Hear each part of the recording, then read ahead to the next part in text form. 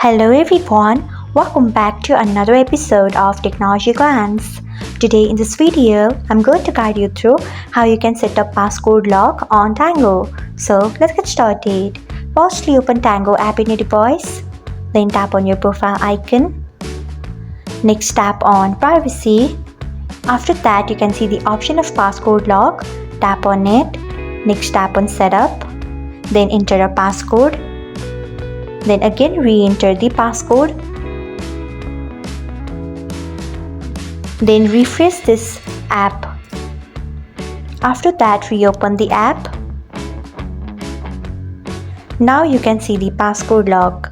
So this is how you can set up passcode lock on Tango. Thanks for watching. If you found this guide helpful, we would love it if you hit the thumbs up button below. We upload great new tech tutorials like this one every day, so do not forget to subscribe to our channel and hit the bell icon so that you'll never miss another update.